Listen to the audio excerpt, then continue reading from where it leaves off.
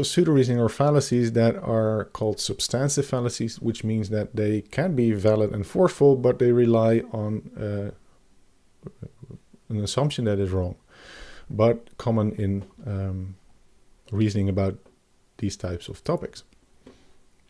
All right, and we'll do the same. So I'm going to give you an example, and we're going to talk about what you think, what type of fallacy you can recognize here. So this is a poster from a lobby group, I think in the United States. One child is holding something that has been banned in America to protect them. Guess which one?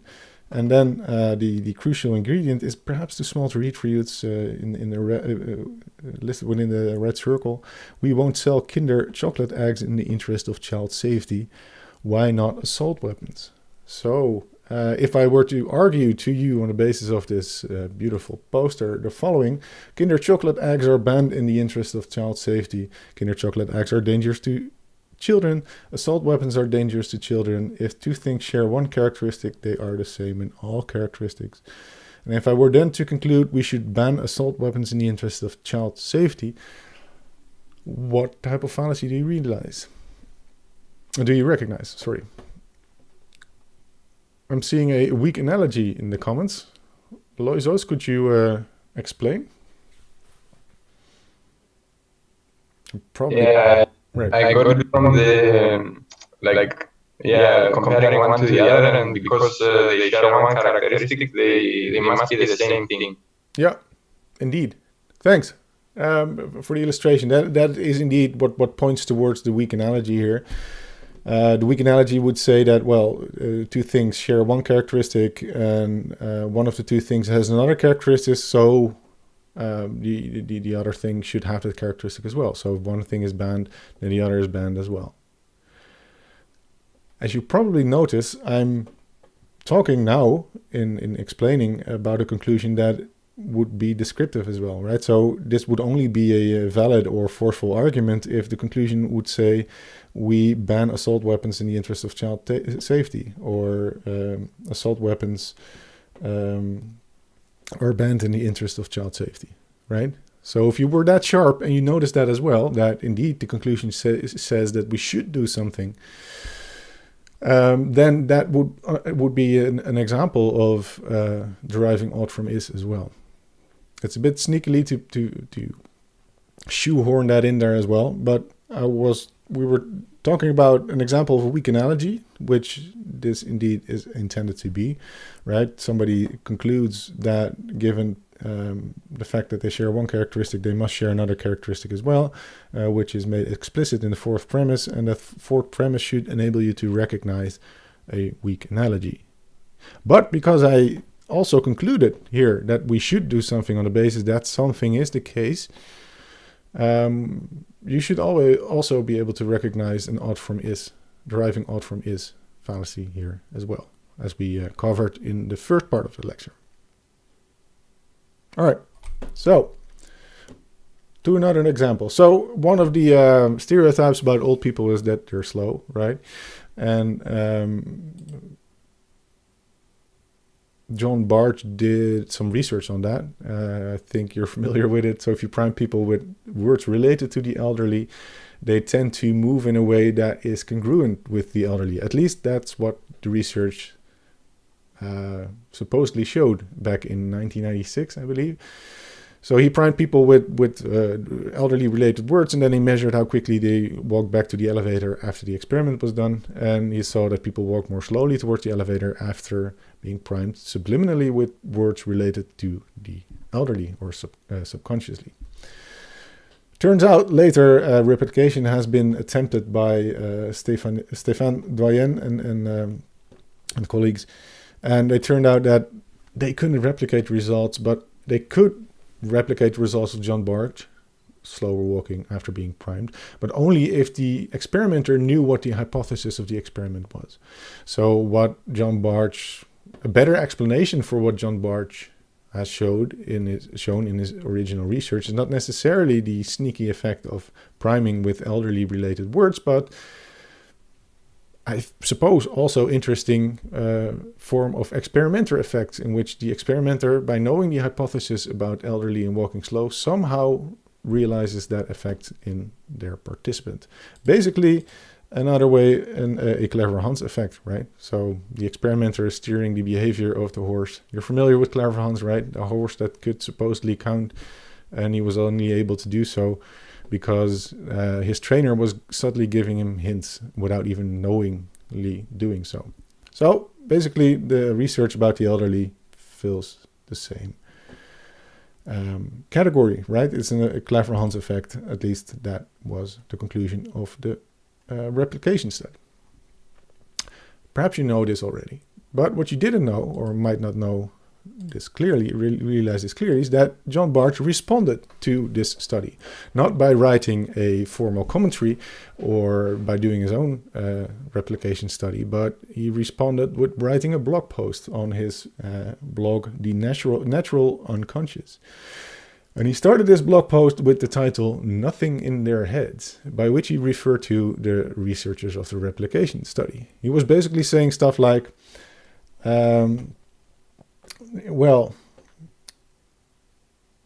this is clear, right? He's saying that the replication researchers have nothing in their heads. They're basically dumb. So how could they expect to could we expect them to be able to replicate the results in a proper way?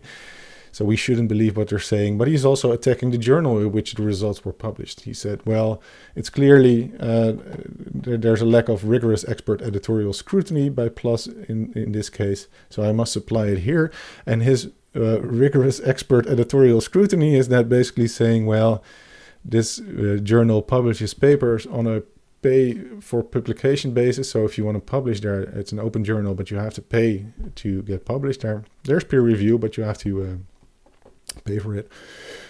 And he's saying, well, they're getting rich, right? Because they're publishing a lot of articles and they're getting paid $1,300, $150 per paper.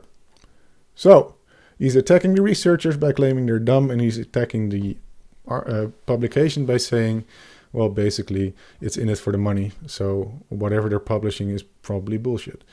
What type of argument or pseudo-argument do you recognize? An ad hominem, indeed. Rosa, could you explain your answer? Sure. It's ad hominem because the person, like the researcher, is attacking the person who is saying that his research is not good. Yeah. So basically, the fallacy is attacking the person who made a statement. Right, indeed. And why is that not a good reason for concluding that the research is not good? Because you're not really looking at the argument or the statement itself, you're only looking at the person who made the argument, like his characteristics. Indeed, excellent. Thanks for the explanation. Indeed, it's an example of an ad hominem, and it's interesting, I guess, to see, at least it was shocking to me to see it in this explicit way presented here. I think it was shocking to John Bartsch as well, because he later deleted this blog post. But nothing really disappears on the internet, so you'll be able to find it. But basically, he's indeed attacking the researchers themselves, which is one example of an ad hominem. So another example would be John says it's Tuesday. John is a patriarchic pig. If someone is a patriarchic pig, they're probably wrong, so it's not Tuesday. Basically, we're attacking the messenger, right? We're attacking the person who's saying something, and on the basis because we don't like that person or we think they're a bad person, and we might even be justified in thinking it's a bad person, that still doesn't mean that what they're saying is wrong. Or incorrect might be a better phrase. In the same way, the replication researchers lack in intelligence. If researchers are lacking in intelligence, their research results are probably wrong. Doyen researchers are wrong. So I would still call it an ad hominem, because just saying that people are not intelligent isn't the same as showing that they are, and you still would have to provide any convincing evidence why their supposed lack of intelligence had any impact on the quality of their research in this case, which isn't provided. And you could also say, well, it was published in an unusual journal. Back in that day, it was unusual. So that means they are incorrect. No, of course not.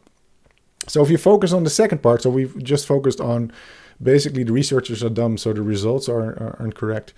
That was the first ad hominem. But if we look at the second part of what he was saying, basically that the journal would earn money from having a lot of publications. So basically whatever they're publishing is supposedly not true or not decent research, which is another type of ad hominem argument. Indeed, it's an ad hominem circumstantial.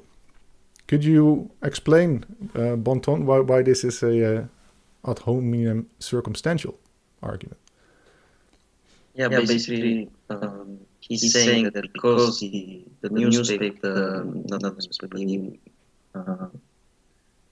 article publisher is gaining money because of publishing articles, right? Then because of that, it automatically makes the study unbelievable, right, or invalid. But it's not the case. You have to give arguments why the study is not valid. Yeah. Exactly. Thanks for that explanation. Indeed, just saying that somebody would benefit from saying something doesn't necessarily mean that what they're saying isn't true, right? So you can't conclude that if somebody's saying, well, X is true, and okay, so you would benefit from the fact that X is true, so that necessarily doesn't mean that X isn't true, right? That X is false. So sure, if a plus gets paid per publication, and the fact that they're benefiting from publishing something, it doesn't necessarily mean that we couldn't trust that publication, which John Barth seemed to be implying here, which is a specific variant on the ad hominem, which the book calls the ad hominem circumstantial. All right.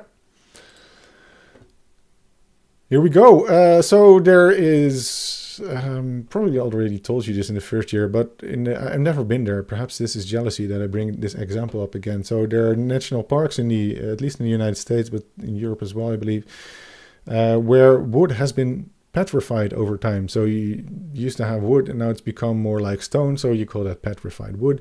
And people like to come out there and look at petrified wood because, hey, it's petrified wood. And what they used to do was take a piece of, I'm sorry, I'm giving it away now. Use a piece of petrified wood and take it home, right? And what they tried to stop it by putting up a sign, most people take a piece of petrified wood and bring it home. Please don't do it, or something like that, which increased the number of people that decided to take their own piece of petrified wood and take it home. So they tried to stop it by pointing out that a lot of people were doing something they didn't like, taking a piece and bringing it home. And the result was that a lot of people started doing it.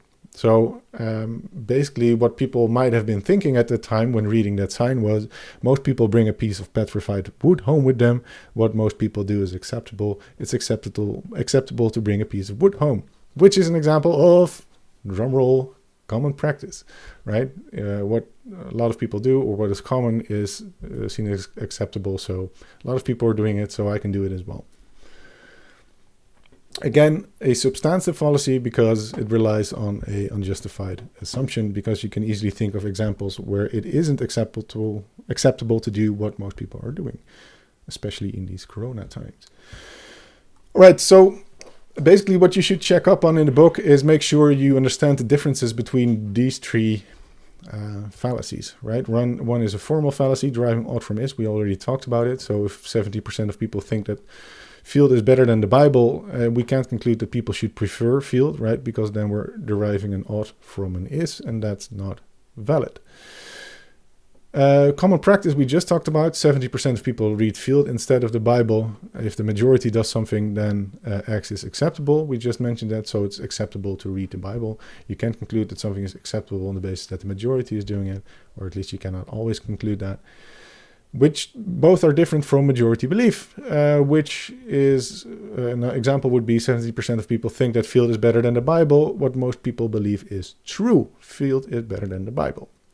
So in majority belief, you're concluding that something is true because most people believe it. In common practice, you're concluding that you can do something, or that something is acceptable because most people are doing it. And ought from is different from that, in that there's no connection between the premises and the conclusion, and you're just thinking, well, this is the case, so then I should do that. And in reasoning in that way, you're missing a step. How is the ad hominem valid but unsound? Let's go back. Here. So let's take the upper example. So John says it's Tuesday. John is a patriarchal pig. If somebody is a patriarchal pig, they're probably wrong. Yeah, I should have included a premise that says, no, I don't. So if somebody is a patriarchal pig, they're probably wrong, would logically mean, or this would be a forceful argument. So in this case, I would say it's forceful but not sound. I hope that helps, Ezrion. And if not, let me know, either now, after the lecture, or during the Q&A. Yeah. Can we just go back to that slide with the common practice? Yeah. Is that a typo that the conclusion is it's acceptable to read the Bible? Let's see. Oh, yeah. Yeah. So the conclusion is it's acceptable to read the Bible. Sorry, yeah, it was a hasty typo by me. I'm sorry. Thank you for pointing it out. I will make sure I change it in the slides. Thank you. Yeah. Yeah, this would be a Bible fallacy then. It's always acceptable to read the Bible. But no, you're right. It should be, it's acceptable to read the fields in this case. Thanks. All right, so another example. This is a picture, a very graphic picture of a group of people that were demonstrating in the after the death of George Floyd in the United States. I think it's in Philadelphia. And people took to the streets and they took to the highway. And on the highway, they were driven off to the side of the road and up a hill and to a fence. So basically, the crowd of people was getting stuck. And what the police, I think the Philadelphia police, started doing was chugging canisters of, how do you call it? No, not pepper spray, but in a bomb, right? So tear gas. Tear gas, yeah, I'm sorry. I couldn't think of the word. So people couldn't go anywhere because the police was standing down at the highway, and they had to climb the fence while getting peppered with tear gas. And you could argue that this is not a proper way of going about things in a democracy. So if you look at a quote from Barack Obama that predates this example, so it's not a response to what's happening here, but it could be applied to what's happening here. Obama has said in the past that, in other words, true democracy, real freedom is hard work. Those in power have to resist the temptation to crack down on dissidents, right? So, and you could say that this is those in power failing to resist that urge to crack down on the dissidents. If you were then to debate somebody on this, then this is something that they could say to you. So you're quoting Obama and you're saying you should be reluctant in cracking down on dissidents. And perhaps somebody is replying by saying, Obama's words should be more inspiring, would be more inspiring if the government better practiced what Obama preaches. The Obama administration has presided over the unprecedented use of espionage act to prosecute so-called leakers, who are usually whistleblowers. The Espionage Act prosecutions, which the Obama campaign has highlighted as a tough national security policy, have an enormous chilling effect on the freedom of speech in the press. So all kinds of stuff enshrined in the Constitution. What type of fallacy do you recognize here? I haven't made it explicit yet, but I will. Perhaps you've recognized it already. I wouldn't call this a red herring, because the stuff about the Constitution can be considered on topic, because it's also related to the rights of dissidents in this case. Is this a smokescreen? No, it isn't. It would be beautiful to have an example of a smokescreen after the gas picture, but no, I think it's on topic. The tu quoque, yes. And if you're having some difficulty in pronouncing that, as I do, you could also call it the you-too fallacy, right? So you're doing it, so why should I do it? Basically, the person is saying, well, Obama isn't practicing what he is preaching, right? He's cracking down on dissidents as well. So you could discuss that, right? So if prosecuting leakers or whistleblowers is the same as cracking down on dissidents, what the quote is about, and if you would come to a different conclusion, if you think, well, cracking down on whistleblowers isn't the same as cracking down on dissidents, perhaps you're more inclined to say it's a red herring or a smokescreen. But if you would agree with me that, okay, they're talking about somewhat similar or related stuff, then you would say that is the you-too fallacy, the tu quoque, yeah? So let's see if I have that written down. Right, yeah. So Obama says that people in power should not prosecute Wow. Okay. Obama says that people in power should not prosecute dissidents. Obama prosecutes dissidents. If somebody advises against something they themselves are doing, that advice is false. So we shouldn't be prosecuting dissidents. What you should see is that this doesn't hold. So somebody could be giving good advice or could be saying something that is true, even though that they're not following that advice or not living by those rules, right? So even if somebody is not practicing what they preach, it could still be sensible what they're saying. All right. And the next one is very difficult. I hope you can guess what type of fallacy this is. All right, so basically the animation let me down here again. So this is going to be an example about the legality for morality fallacy. It would have been a beautiful build-up. I wanted to start with P1 Act X is prohibited. If something is prohibited, it's immoral. And then the conclusion would follow Act X is immoral. And he would all go, well, this sounds like a reasonable thing to assume. And then in this build-up to explaining what type of fallacy this is, I would say, well, what if somebody would have gotten whipped or punished for singing the song Happy and dancing to it and making a video of it in Tehran, in Iran, and then getting basically punished for that? Would you still call that punishment, whipping people who sing the song, the moral thing to do? Because the argument would have the same structure as the one on the upper left. Dancing to the song Happy is prohibited. If something is prohibited, it's immoral. Dancing to the song Happy is immoral. I think most of you would agree with me that, well, I wouldn't be willing to go along with the second premise in this case. So you cannot equate morality with legality. If you do, you assume that the two are the same, then you're giving the legality for morality fallacy. All right, I hope it's clear that what legality for morality confusion means and how it's applied here. And I've tried to show you with this example why P2 doesn't hold all the time. Yes, this is technically valid, just on sound. All right. All right, so this is, we're going to talk about one fallacy. There's a tricky one, but I'm going to explain to you what I expect you to know about that fallacy. Most people with a lack of self-esteem have been bullied in the past. If P2, then bullying is likely to be the cause of a lack of self-esteem. Being bullied is the cause of a lack of self-esteem. Yeah, what fallacy do you recognize?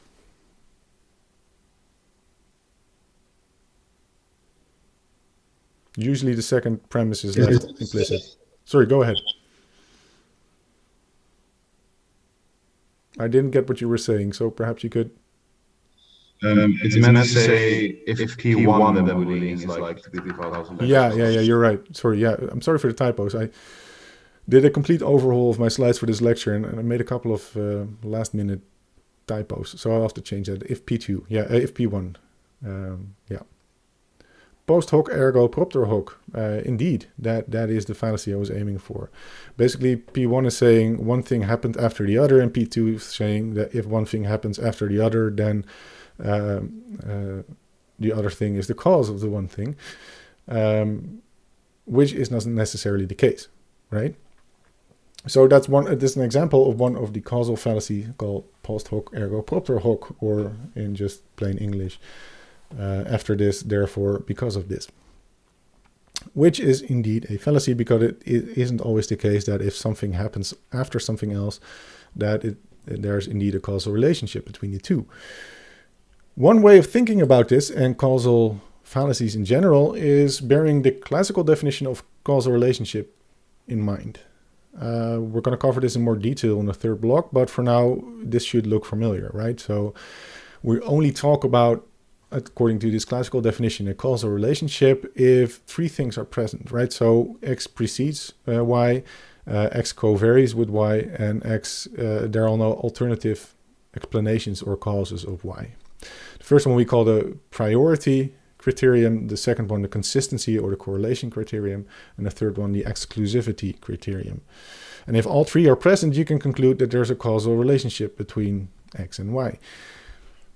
If one of them is missing and you still conclude that there's a causal relationship, you're making an error, you're committing a fallacy. So a useful way to think about those three different types of fallacies is to look at these three criteria and try to realize what's missing. It's similar in a way to how we've been talking about the base rate fallacy, right? So we've been saying you can only conclude something about that conditional probability if you know what three things are: sensitivity, specificity, and the base rate. And now I'm saying you can only conclude something about a causal relationship if those three things are present listed here. And if one is absent, then we're committing a causal fallacy. So let's look at that. So if we only know that the first thing is taking place, so that the first criterion holds, X precedes Y, so there's a case of priority. And because of that, we're concluding X precedes Y. So if X precedes Y, X is the cause of Y. That is an example of post hoc ergo propter hoc, right? That we just talked about it, and this is just the schematic version of that. If we look at another scenario in which we just have that second criterion met, but not the rest, so there's correlation, but we don't know anything about priority or exclusivity, that becomes if X correlates with Y. If X correlates with Y, X is the cause of Y. X is the cause of Y. In this case, you would say that this is mistaken correlation for cause. It's literally what you're doing. So we need to know about three things, and we just know about one, just that there is a correlation or consistency relationship between two things. And on the basis of that, we conclude that there's a causal relationship. So we're skipping two other things, the priority and the exclusivity one, which means this is a fallacy, and it means that it's the mistaken correlation for cause. We're just on the basis of correlation concluding that there's a cause, and we can't, as you well know, on the basis of the first year. So we looked at concluding things about on the basis of just priority and not the rest. We've looked at concluding stuff about consistency or correlation without the rest and seeing why that's a fallacy of mistaken correlation for cause. And that brings us to the third one, in which case there is a relationship of priority and of consistency, so X precedes Y and X covaries with Y. That still doesn't mean that we can conclude that if we take X out, right, so we reduce X, that will mean that Y will be reduced as well, because then we're assuming that X is the only potential cause of Y, which isn't necessarily the case. So if somebody goes and argues X causes Y, if X causes Y, then no Y without X, they're making this third type of causal fallacy, the inversion of cause and effect. And I had a beautiful example of this, and let's see if this works. I mean, just to give you a small break, I'm going to show you the video. If you were to say, well, keratin is a central component and it correlates with the age of your hair or the fact that your hair is deteriorating, then we're basically saying that, well, a lack of X precedes Y, so the fact that your hair loses keratin precedes the fact that your hair looks ugly, and X covaries with Y, right? It's a central component, so they're correlated. So if keratin decreases, something else increases. They're related in a way, but might be an indirect way, right? We don't know for sure because we don't know whether it's keratonin is such a central component that it's the only possible cause of your hair aging. So we don't know for sure that if we would add keratonin in a shampoo or whatever it was, that your hair will rejuvenate, right? That would be an example of the inversion of cause and effect. All right. Indeed, somebody's asking why I would take the time to analyze L'Oreal commercials. Indeed, it's just jealousy, basically, I guess, would be my intuitive psychological analysis, I think. Yeah. If I were to reconstruct this argument as follows: nowhere in historical documents it is proved that aliens weren't at the first Thanksgiving. If something cannot be proved, the opposite is true. The first Thanksgiving was visited by aliens.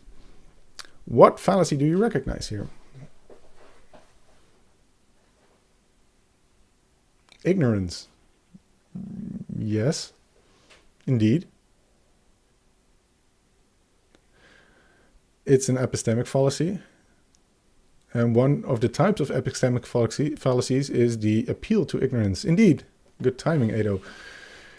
It's an appeal to ignorance, basically. what we're saying is, or what we're appealing is, that we don't know whether something was the case, so it basically wasn't the case, or we don't have proof that it wasn't true, so it must be true.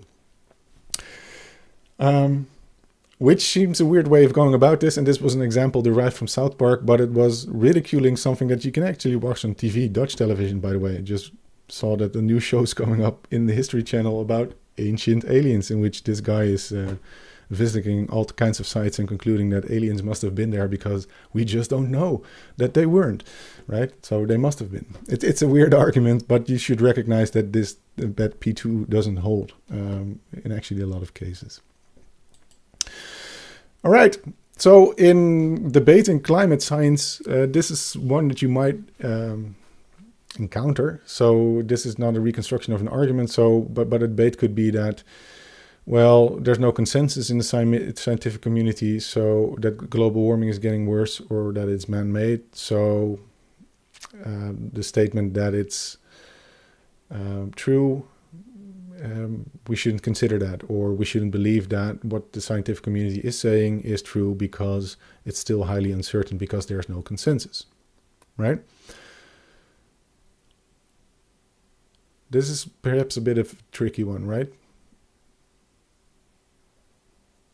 So what is a fallacy in this argument is I'm basically saying it's not yes, indeed, it's not perfect. Very good, Gideon. It's the perfectionist fallacy, because I'm basically saying, well, we only know that something is true if 100% of science agrees it to be true. And if that's just 96 or 97%, then there's no complete consensus, so we don't know it to be true. That's an example of a perfectionist fallacy. So if it's not perfect, if it needs not perfectly agree on, it's false. Or if it's not a perfect solution, it's not worth doing, right? So those are examples of claiming that if something is not a complete solution, you shouldn't go for it. Or if there's no complete agreement, there's no agreement whatsoever, right? And that's a, I mean, it seems very intuitive to see that this just doesn't hold, right? We should do something with that 97% information, but it still impacts people's thinking. There's been some studies done. I'll spare you the details, but if you want to know more about it, I can send you the links.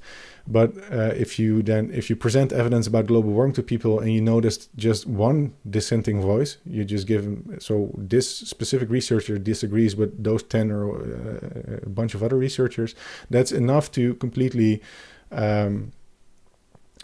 basically destroy the impact that the other studies had on the behavior of the people that were exposed to that information. You can completely forget what I just said, but it's a relevant ingredient if you were interested in changing people's behavior in relationship to climate science. Perfectionist fallacy can be inductively forceful. Yes, for sure. Yeah. So all the arguments we've been discussing so far are all examples of substantive fallacies in which, indeed, there can be a proper connection between the premises and the conclusion, so it can be valid or forceful, but it relies on common but faulty assumptions, so they're indeed unsound. All right, so the final one is indeed a giveaway as well. Another type of epistemic fallacy. There are two types of epistemic fallacy. One is called appeal to ignorance, and the other one is, for whatever reason, called the epistemic fallacy, a type of the epistemic fallacy. Doesn't really help, this nomenclature, but this could be a useful example. So Johnny thinks Sinterklaas is the best, and this is Sinterklaas, which is the Dutch version of Santa Claus, I guess. And P2, Sinterklaas is daddy in a dress. So Johnny, the bar should be above the C. Johnny thinks daddy in a dress is the best. This doesn't necessarily hold, right? So we're drawing a conclusion about what Johnny believes to be true. That's why this is called an epistemic fallacy, because we're reasoning about what somebody else believes to be true. And we're assuming here, and it doesn't necessarily have to be the case, that Johnny knows that daddy in a dress is actually Sinterklaas. Only if that's true, that Johnny believes that Sinterklaas is daddy in a dress, then the conclusion would hold. But we don't know whether Johnny knows that P2 holds or not, right? And if we make that mistake, that would be an example of the epistemic fallacy. I use the Sinterklaas example because it's more intuitive than the one in the book, because we're talking about something that, I mean, children don't know to be the case, right? So we talked about substantive fallacies after we talked about formal fallacies. Again, formal fallacies are fallacies of a connection between the premises and the conclusion. So they're invalid or not forceful. And substantive fallacies are, there can be a proper connection between the premises and the conclusion, but it relies on a faulty assumption about that connection, right? So one of those premises, those connecting premises, is untrue. So those are